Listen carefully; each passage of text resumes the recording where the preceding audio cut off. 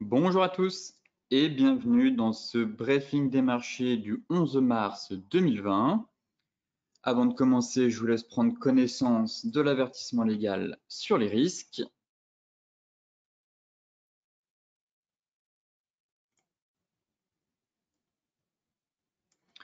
Et tout de suite, on va se consacrer un petit peu à l'actualité des marchés. Avec les bourses européennes qui ont terminé en baisse mardi, le rebond, on va dire, observé en fin de séance ayant tourné court, en l'absence d'annonces de mesures fortes pour soutenir l'économie mondiale, fragilisée, comme vous le savez, par l'épidémie de coronavirus. Les investisseurs aux États-Unis comme en Europe attendent toujours l'annonce de mesures de soutien de l'économie et au crédit visant à limiter l'impact du virus sur l'économie.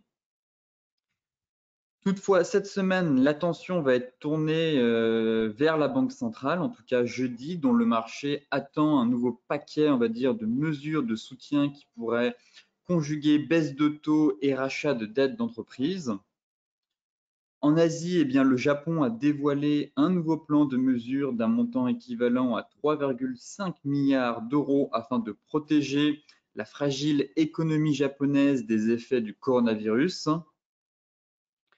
Côté US, eh bien, en revanche, on a eu un magnifique rebond mardi au lendemain de sa pire débâcle depuis la crise financière de 2008. On va dire au terme d'une séance marquée par de forts mouvements illustrant la fébrilité quand même assez persistante des investisseurs face aux conséquences économiques de l'épidémie de coronavirus. Les investisseurs espèrent que les autorités prendront des mesures aussi bien monétaires que budgétaires pour atténuer l'impact économique du coronavirus et ainsi éviter bien sûr une récession. Les opérateurs parient donc notamment sur une nouvelle baisse de taux de la Réserve fédérale ce mois-ci, après la première effectuée par surprise la semaine dernière. Donald Trump, comme vous le savez, a encore une fois accentué la pression sur la Fed mardi en lui reprochant bien sûr d'agir de manière trop lente. Le président américain a déclaré lui-même qu'il allait prendre des initiatives majeures pour apaiser les inquiétudes des milieux économiques en demandant au Congrès d'approuver un ensemble de mesures budgétaires, notamment des allègements d'impôts sur le revenu. Le rebond, bien sûr, a été aussi favorisé par le redressement des cours du pétrole au lendemain de leur plus forte chute depuis 1991, liée, comme vous le savez, à la rupture de l'accord entre l'Arabie saoudite et la Russie sur le plafonnement de leur production. Avant de se consacrer à l'analyse technique, quelques graphiques clés. Surprise ce matin, baisse de taux de la Banque d'Angleterre. Il abaisse ses taux les taux, on va dire, ils ont été abaissés de 0,75% de points de 50 points de base à 0,25% lors d'une réunion d'urgence, justement, qui a eu lieu ce matin. Le marché n'anticipait pas tant, apparemment, sachant que sa réunion avait lieu fin mars. Donc, à peu près le même scénario que la Fed. Hein. On est dans un mode panique. Certes, on s'attendait à une baisse de taux, c'était anticipé, mais le fait que ce soit dans des réunions d'urgence, eh bien, ça crée de la panique sur les marchés. Comme on a eu lieu, comme c'était le cas en fait durant la Fed il y a un peu plus de 10 jours, quand elle a baissé ses taux en urgence, résultat, les marchés ont quand même perdu 3%. Là, on a eu une réaction sur le Forex, on regardera ça, surtout l'euro GBP et le GBP USD. Mais voilà, ça montre à quel point il y a quand même une inquiétude, même si les opérateurs et les investisseurs anticipaient une baisse de taux à venir. Le fait que ça se passe en urgence, eh bien, ça montre à quel point finalement les banquiers centraux commencent à paniquer.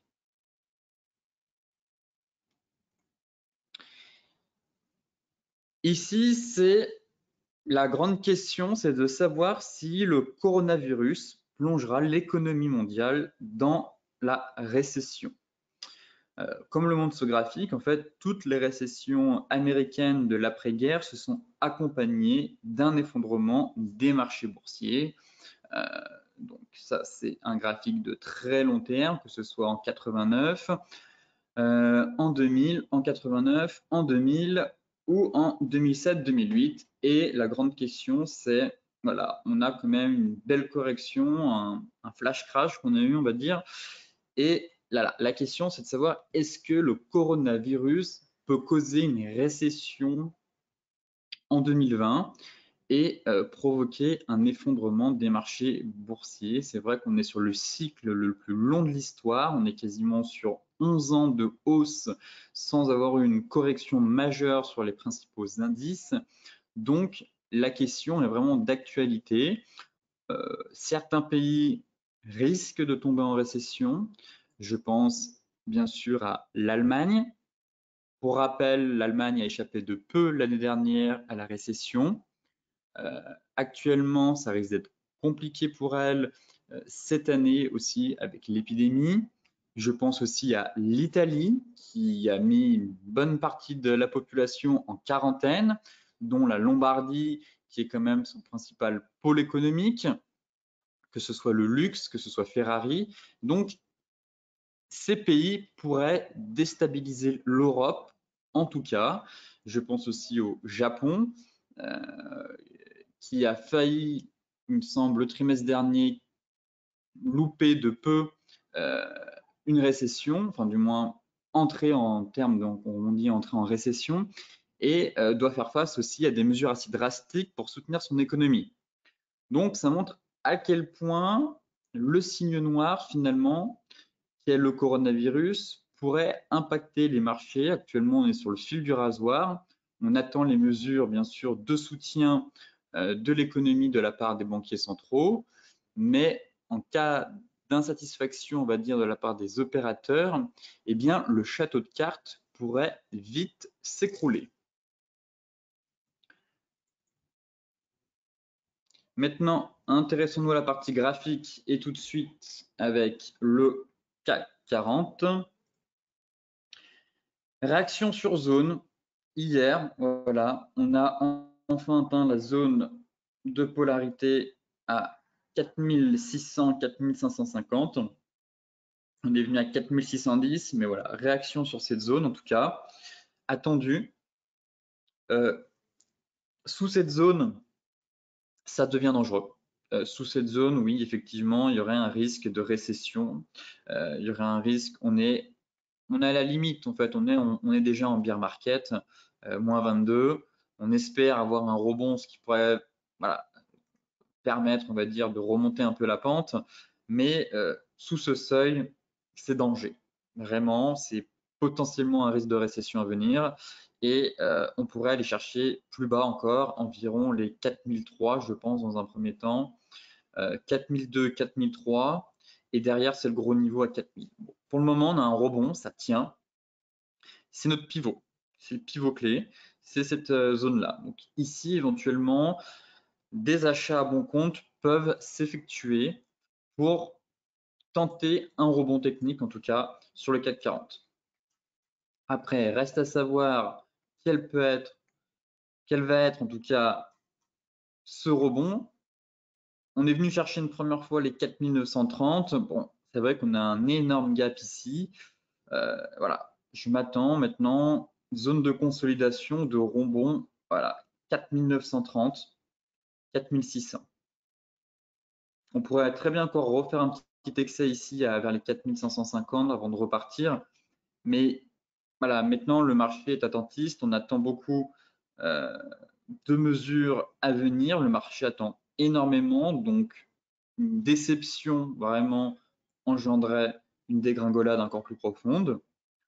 Au contraire, si les banquiers centraux font le travail et certains politiciens aussi assurent, on va dire, une certaine arrive en fait tout simplement à rassurer les marchés et à leur dire que oui, les États sont derrière eux et vont faire le nécessaire pour éviter l'effondrement et le risque de récession. Dans ce cas-là, effectivement, un retour à première vue sur 4930 et enfin 5050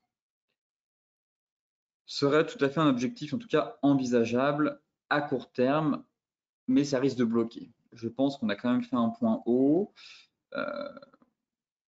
Difficile de vous dire si dans les séances à venir, on va enfoncer directement ce niveau, on va repartir directement au niveau des 5050. Pareil, en mode catalyseur. Il nous faut un catalyseur. Là, actuellement, on a un flux de mauvaises news tous les jours. Si demain, on a un catalyseur haussier, en tout cas, de bonnes news, eh ben, on pourrait avoir effectivement déclenché un rebond. Mais le premier niveau, pour moi, ce serait donc le pullback à faire sur notre oblique de long terme, ici. Et si on franchit, aller chercher au moins les 5050. Là, on aurait déjà eu un beau rebond, mais on pourrait aussi très bien avoir derrière une poursuite de la baisse. Le flux est extrêmement baissier, il n'y a pas de doute. Donc, prudence, les rebonds, il faut tracer bien vos zones. Surtout, très important pour savoir la réaction des marchés, tracez vos zones et ne soyez pas trop gourmand sur les rebonds, n'espérez pas avoir un rebond de 500 points, peut-être plus sur les indices américains qui sont quand même plus solides, mais sur le CAC, ça reste fébrile. Honnêtement, l'Europe reste relativement fébrile, je trouve, et sans catalyseur haussier, eh bien, les rebonds sont assez maigres, on va dire. Concernant le DAX, c'est exactement la même chose. J'ai retracé une nouvelle zone qui me semble, que je trouve pertinente sur l'indice DAX. Voilà. Pareil, on est venu chercher notre zone, qui est notre ligne de coup, qui est la zone 10 300, 10 470, 10 380, donc une belle zone à peu près de plus de, elle est environ 150 points. Pour le moment, ça tient. Si on enfonce, c'est double top, donc risque de récession pour l'Allemagne. Voilà, c'est le pivot clé.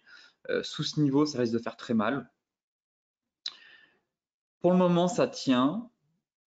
Zone de résistance à 10 750, 10 820. Si on passe, on pourrait aller chercher les 11 300. Pas sûr qu'on vienne fermer le gap. On a vraiment une grosse zone. Comme sur le CAC, si vous voulez, c'était les 5050. Pas sûr qu'on aille au-dessus parce que ça coince. Honnêtement, ça risque de coincer. Mais combler une partie est envisageable en tout cas, si on n'enfonce pas ce niveau. Donc voilà à peu près le plan. Là, on bute, vous voyez, on fait de la mèche, on a une zone.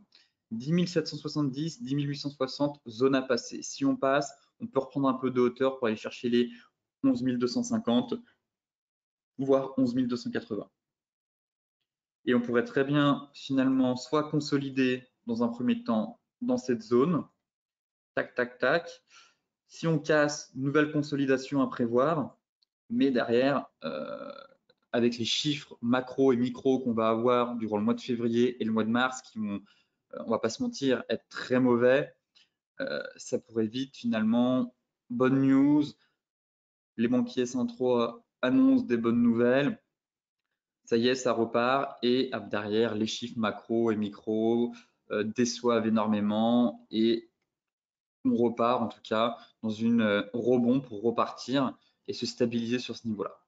Mais en tout cas, là, pour le moment, à court terme, achat, je dirais, sur la zone, le pivot clé, les 11 400. Si vous payez ici, vous voyez qu'on arrive à la zone des 11 800, on allège prise de bénéfice, on remonte les stops. Si ça cale, bon, bah, pourquoi pas retenter. Si ça passe, on vise la prochaine zone. Mais il faut savoir, en fait, s'alléger très rapidement. Si vous êtes dans le bon sens, dès que ça part, on remonte les stops tout de suite. On n'essaye pas, on reste pas en mode espoir en se disant on a allé trop bas, ça peut pas aller plus bas, on a perdu 20%. Non, c'est vraiment se dire la personne qui a payé ici, ça part, bon, zone atteinte, je m'allège, je reste pas dans le marché. Si ça retourne une nouvelle fois que j'ai un signe de retournement, boum, je retente et ainsi de suite. Mais il faut vraiment pas, c'est très difficile d'être en swing actuellement, se dire je paye ici et pour 4 jours, c'est bon, ça va remonter. Non, ça peut très bien encore perdre. Là, on a perdu 8, finalement, on a encore perdu 1. Là, actuellement, le rebond est assez faible, seulement +1. On voit que voilà, ça manque de peps, ça manque d'énergie, ce marché, et qu'il est complètement attentiste et qu'on attend, bien sûr, comme je vous le disais, des mesures assez drastiques. Concernant le Dow Jones, magnifique rebond du Dow Jones qui est en train de nous faire une petite divergence haussière assez propre ici. Elle n'est pas validée, bien sûr. Je pense qu'elle sera validée en cas de clôture des 25 392. Le marché pourrait très bien venir fermer le gap ici. Réaction sur zone. Je l'attendais un tout petit peu plus bas, pour être franc avec vous. Dans les stratégies bourse, voilà, on avait évoqué, bon, on est quasiment venu chercher sur Touchette la moyenne mobile 200 weekly, qui correspond à notre zone. Donc je m'attendais à aller un petit excès de plus au niveau des 25 540. On est allé à 25 640 à 100 points près, mais voilà, c'est la zone à tenir ici. Pareil, ici, des achats peuvent s'effectuer et au fur et à mesure qu'on franchit les paliers, on remonte les stops et surtout, on n'est pas trop gourmand. Dans le sens où, vous voyez, on a pris quasiment 5%. Mais si je vais sur le futur,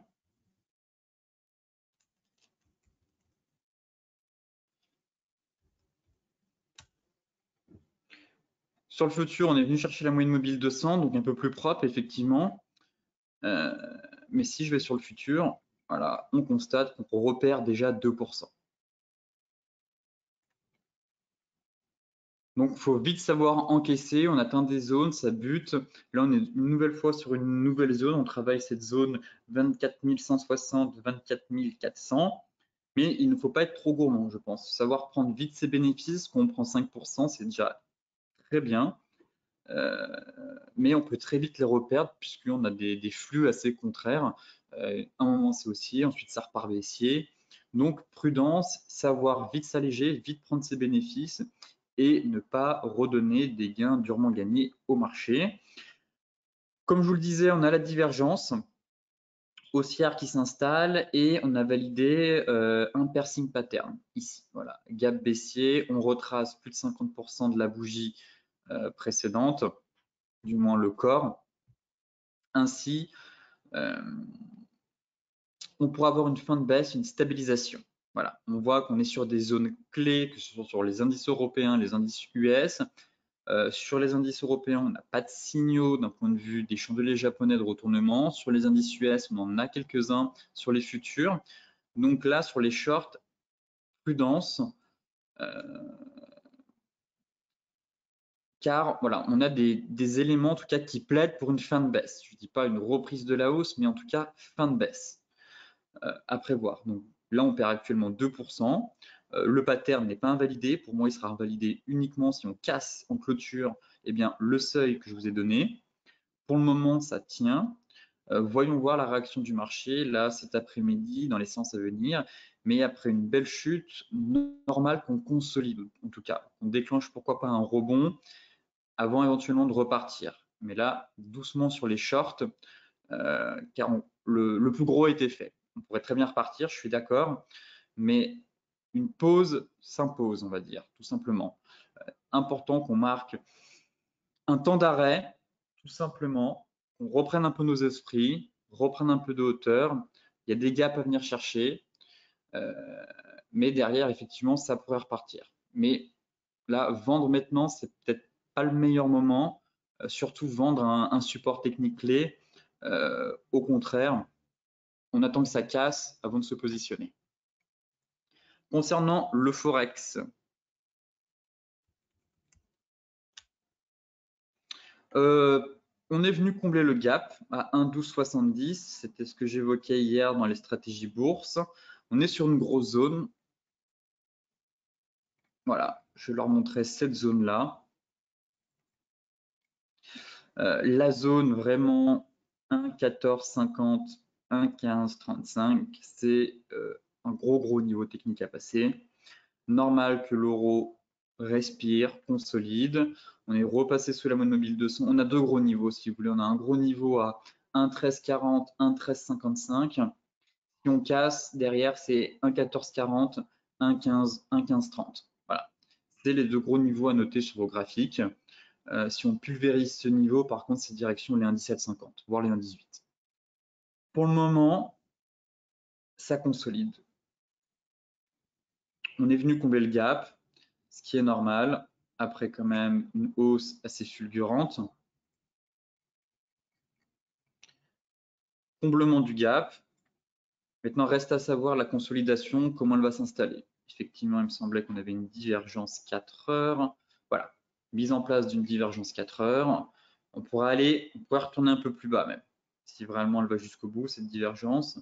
Mais en tout cas, on a des signaux qui montrent plutôt une respiration du marché, une consolidation. Donc, soit on va partir sur une phase de consolidation entre les 1,1270 et les 1,14, soit on peut aller chercher un peu plus bas au niveau des 1,1180. 1,1180. La dynamique est très haussière, là-dessus, il n'y a pas de doute. Voilà. On peut mettre. On a cette droite qui est assez pertinente, je trouve. Une belle droite. Actuellement, on bute dessus. Si on casse, on pourrait très bien évoluer dans un range. Sinon, d'aller chercher la moyenne mobile 50 avec un peu un excès sous les 1,1118. Mais pour le moment, plutôt phase de consolidation. Le marché reprend son souffle. On a notre divergence. Donc, peut-être un peu tôt pour passer à l'achat, je trouve, en tout cas sur l'euro-dollar. Au contraire, ceux qui ont vendu, pourquoi pas. Ça se tient en tout cas, ça se tient. Mais voilà, attendons de voir maintenant si finalement cette droite va tenir et va donner un nouveau souffle, ou au contraire, elle va casser pour venir chercher un peu plus bas. L'euro GBP, on évoquait ce triangle hier dans les stratégies bourse. Je leur disais que la cassure du triangle pourrait propulser effectivement l'euro GBP un peu plus haut. Effectivement, c'est le cas. On a eu la cassure. On est venu chercher l'objectif théorique, en tout cas du double bottom. Voilà. Donc, pour ceux qui l'attendaient, j'ai presque envie de passer neutre maintenant. Je l'étais déjà, puisque pour moi, on avait une grosse zone ici. Mais voilà, là, l'objectif majeur du double bottom a été atteint. 0,8850. Donc maintenant, logiquement, à vous de voir si vous êtes encore en position, mais pour celles et ceux qui ont joué cette figure, voilà, il fallait sortir à 0,8850 puisqu'on a été l'objectif a vraiment été atteint au pips près. On a eu la baisse des taux surprise, ce qui fait que ça a déclenché un spike. En effet, la baisse des taux ne favorise pas les monnaies, du coup la livre sterling, ce qui fait que à l'annonce, boum, on a eu un spike ici. Derrière, c'était un peu anticipé par le marché justement, mais c'est cette hausse un peu, cette baisse pardon, un peu précipitée qui fait que même si c'est anticipé, des fois on a une annonce de baisse de taux, au final la monnaie part dans le mauvais sens, enfin du moins l'euro plonge, alors que c'est censé favoriser la hausse de l'euro si la Bank of England baisse ses taux, mais c'est juste que c'est déjà pricé par le marché, c'est déjà anticipé. Là, c'était l'annonce surprise, donc spike, un peu comme c'était déjà anticipé, et ben, l'euro baisse finalement puisqu'on s'y attendait. Et là, peut-être en mode l'effet panique, l'effet d'urgence fait que finalement, l'euro reprend un peu de hauteur. Et finalement, on travaille notre zone sur l'euro GBP. Voilà, gros niveau technique. Ici, on est en train de le casser. Bon, pourquoi pas, hein, on peut aller chercher les 0,8950, je pense. Voyons voir la clôture de la bougie, la réaction du marché. Je pense que la bougie du jour va vraiment être importante. Savoir si en tout cas, on casse les 0,872. Pour le moment, on est vraiment sur un gros doji d'hésitation. On a atteint un premier niveau, les 0,8825 est l'objectif. J'attends de voir quand même. Voilà, on avait une sortie de triangle par le haut, on en est sorti. Les 0,895 sont atteignables. Si on reste comme ça dans cette dynamique et que finalement on casse en fait la moyenne mobile 50, la moyenne mobile 200 sur l'hebdomadaire et que l'euro reprend un nouveau souffle et tient. Pour le moment, la dynamique est haussière. En tout cas, vendre, je ne pense pas que ce soit, après c'est mon avis, mais je ne pense pas que ce soit la meilleure stratégie actuellement sur l'euro GBP puisque le flux est haussier. On a atteint des objectifs majeurs. Toutefois, rien n'empêche l'euro d'aller un peu plus loin. Voilà, 0,8950 me semble être un objectif, voilà, 0,8940, 0,8950, ce serait pas mal. Après, pour les personnes très très long terme, bien sûr, on est dans un range, certains visent les 0,93. Bon, ça me semble un peu ambitieux pour le moment, je préfère y aller étape par étape. Ici, on est dans une zone chaude, donc voilà, 0,8825 a été fait. Le prochain gros palier, si on casse, c'est les 0,895, tout simplement. Donc voilà, la clôture hebdomadaire va être intéressante. Vraiment, si on casse enfin cette zone, là on est venu travailler une fois, si on la casse, effectivement, je pense que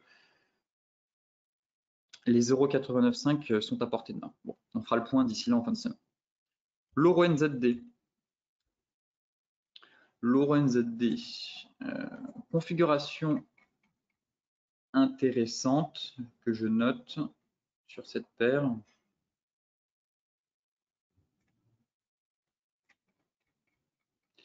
Petite divergence. Même si j'aime pas ce spike qu'on a eu ici, voilà, on a la divergence qui est ici. Clairement, elle n'est pas validée, mais on a une divergence baissière. Ce spike me dérange. Je ne suis pas fan de ça. Toutefois, les divergences se prennent sur les clôtures des bougies, comme vous le savez. De ce fait, si je mets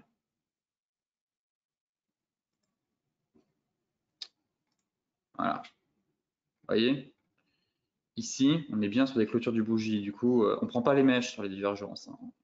Pour rappel, c'est les clôtures. Du coup, elle est bonne, mais ce spike me dérange. En tout cas, voilà. Mais on a une divergence. Elle n'est pas validée. Il faut attendre la clôture, qu'on ressorte sous la zone, mais le marché pourrait, voilà, éventuellement, on est quand même allé très très haut sur l'euro NZD. Là, on est en train de faire un avalement. Voyons voir si la divergence se confirme. En tout cas, pareil, les achats là actuellement sur l'euro NZD. Bon, divergence, avalement, prudence. On pourrait très bien retourner, je pense, faire un bon pullback sur les 1,76,0. Voilà, 1,76,10 tout simplement. Et aller un peu plus loin si on doit corriger et qu'on valide vraiment cette divergence. Mais voilà, divergence sur euro NZD. Eurocad. Eurocad, pareil. Il y a un gap. Certains, beaucoup pour en discuter hier dans la stratégie bourse. C'est vrai qu'il y a un gap à venir chercher, en tout cas, même si c'est très corrélé au pétrole. Mais on est sur une résistance, vous voyez. Ici, ici, ici, et là, boum, uniquement, c'est que de la mèche. On est sur résistance, on a un gros trou de cotation, là, laissé ouvert sous nos pieds. Ça peut être une stratégie envisageable. Là, j'ai un fanion, une espèce de fanion triangle avec une divergence. Tac. Donc, une divergence, consolidation dans un fanion. Voilà, ça peut être intéressant, c'est à vous de voir. Mais c'est vrai que la cassure de la moyenne mobile 20 ici, la divergence est validée. Enfin, elle est en train de se valider, presque. Quasiment presque validée. Ça peut être un scénario intéressant. Voilà, à vous de voir. C'est vrai que c'est corrélé au pétrole quand même, donc attention. Mais il y a peut-être quelque chose à faire ici. On est sur une résistance, on évolue dans une figure chartiste, on a une divergence. Il y a un gap à venir chercher. Voilà, les gaps, certains gaps sur Forex ont été comblés. Je parle sur les paires en CAD, ces gaps-là n'ont pas été comblés.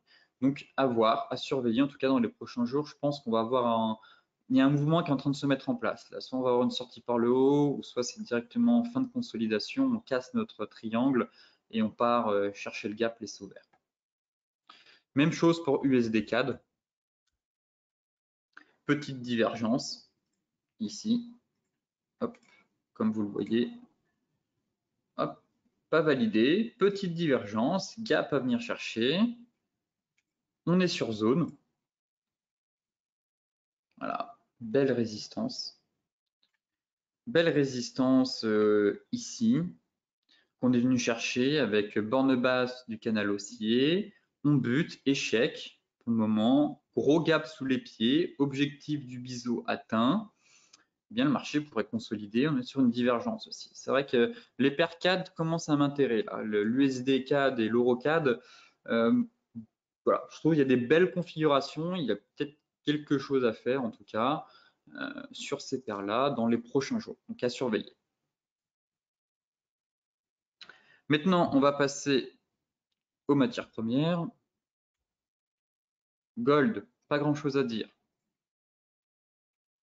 Où en sommes-nous? Ça consolide. Ça consolide, voilà, ça travaille. J'aimerais bien un retour sur les 1625 éventuellement, mais si je me mets en données 4 heures, j'ai vraiment pas grand-chose à dire sur le gold. On n'est pas dans une figure, on a des mouvements assez brusques. Non, pour le coup, c'est à part vous dire que c'est haussier et que je garde encore mon objectif à 1800. À moyen terme, j'ai pas grand-chose à vous dire sur le gold, si ce n'est de mettre vos résistances et vos supports et vos zones de polarité bien les noter pour connaître la réaction du marché sur les zones.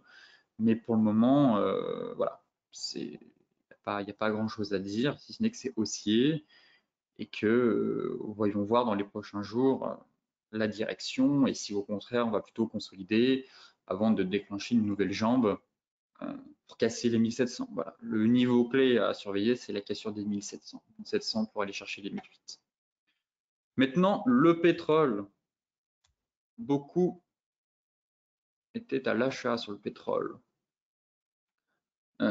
J'invite à la prudence sur le pétrole. Comme expliqué hier sur les stratégies bourse, je ne pense pas que ce soit le meilleur actif actuellement sur lequel trader, tout simplement. Il y a des actifs bien plus intéressants, il y a des opportunités bien plus claires, comme on a pu le voir sur le Forex. Le pétrole est dangereux. Voilà, c'est ce que j'ai envie de vous dire. Le pétrole est dangereux, il peut très bien reperdre 5%. On peut très bien aller plus bas encore. Certes, on avait un chandelier ici de retournement, mais j'ai quasiment presque envie de l'invalider, celui-là.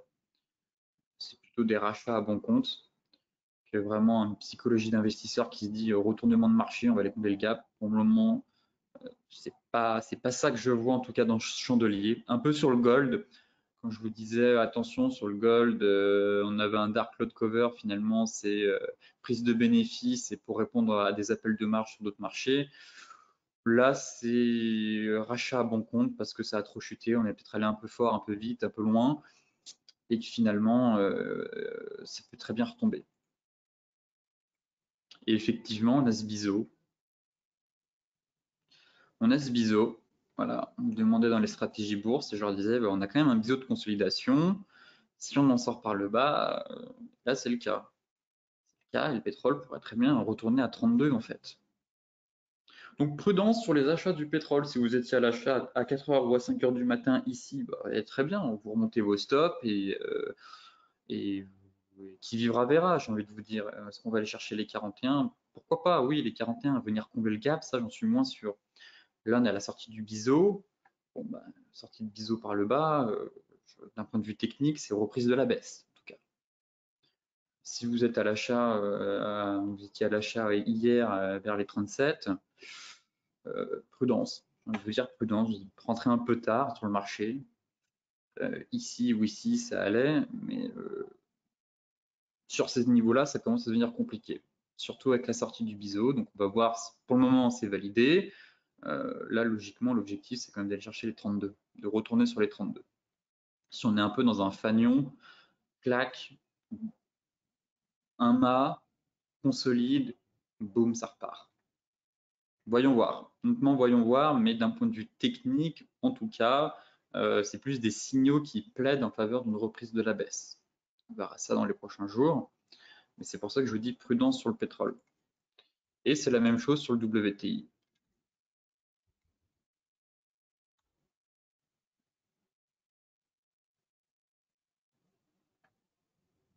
Cassure, si je le retrace comme il faut.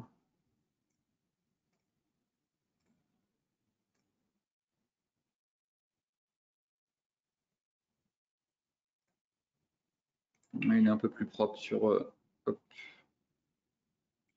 Mais voilà l'idée. Pareil. On est sur support, 33,50. Moyenne mobile 50 qui vient prendre appui. Mais bon, si on casse les 33,50, c'est direction les 30, je pense. Et derrière, on pourrait retourner sur les 28. Donc attention sur le pétrole. Et comme j'évoquais aussi hier, on a une zone trimestrielle ici. On a une belle zone trimestrielle, ce qui fait que là actuellement notre oblique est venu soutenir ici avec un peu une mèche assassine juste en dessous. On a encore cette oblique, si un rebond devait se déclencher, ce serait au niveau des 37, 37, 38. Voilà, sur notre zone trimestrielle. Mais derrière, les 37, 38, voilà, ne correspondent pas au comblement du gap.